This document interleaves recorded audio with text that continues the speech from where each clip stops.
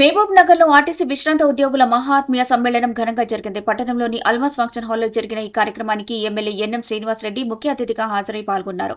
ఈ సందర్భంగా మాట్లాడుతూ తెలంగాణ రాష్ట్ర సాధనలో ఆర్టీసీ ఉద్యోగుల పోరాటం కీలక పాత్ర పోషించిందని గుర్తు చేశారు. నిజమైన ఉద్యమకారులు మీరు అంటూ మీ పోరాటం వల్లే తెలంగాణ రాష్ట్ర ఆవశ్యకత దేశవ్యాప్తంగా తెలిసిందని చెప్పారు. బీఆర్ఎస్ ప్రభుత్వం అధికారంలో ఉన్నప్పటికీ మీ సమస్యల్ని పరిష్కరించలేదని, అక్రమ కేసులు పెట్టిందని ఆరోపించారు.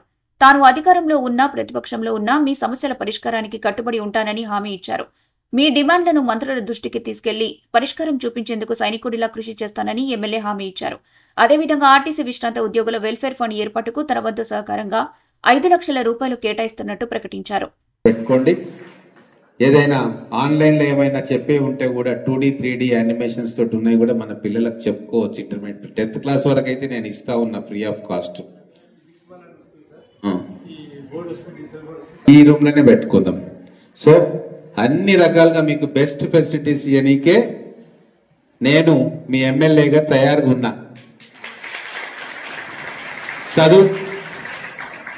చదువుకోవడానికి మీరు తయారున్నారా?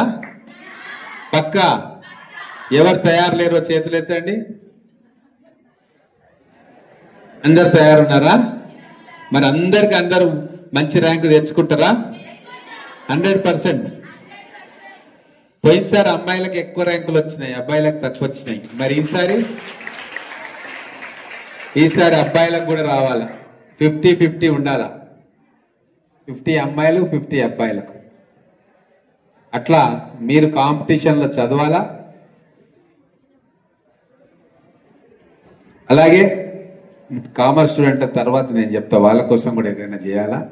సో ఈ రోజు నుంచి మన యుద్ధం స్టార్ట్ అవుతుందా? పక్కా. పండుగలు పబ్బాలు ఉంటాయా మనకి? 9 రోజులు నవరాత్రులు వస్తాయి. ఒక 2 రోజులు ఎంజాయ్ చేయాలి, మిగతాదంతా చదువుకోవాలి. గణేష్వి 9 రోజులు ఉంటాయి. 9కి 9 రోజులు అదే చేస్తే మరి చదివేట్లా? ఓ 2-3 రోజులు చేయాలి, మిగతా చదువు మీద ఉండాలి. మీ కాన్సన్ట్రేషన్ ఎప్పుడు కూడా ఫోకస్డ్ గా స్టడీస్ మీదనే ఉండాలా. ఉంటే ఖచ్చితంగా మీకు మంచి ర్యాంకులు వస్తాయి. ప్రాక్టీస్ చేయండి. ప్రాక్టీస్ పేపర్స్ ఇస్తారు, మెటీరియల్ చాలా తీసుకొని వస్తాం. పోయినసారి ఇచ్చిన మెటీరియల్ చాలా బాగుంది, అంతకంటే ఇంకా మంచి మెటీరియల్ ఇవ్వడానికి ప్రయత్నం చేస్తాం. మీకు మంచి లైబ్రరీ ఏర్పాటు చేస్తాం.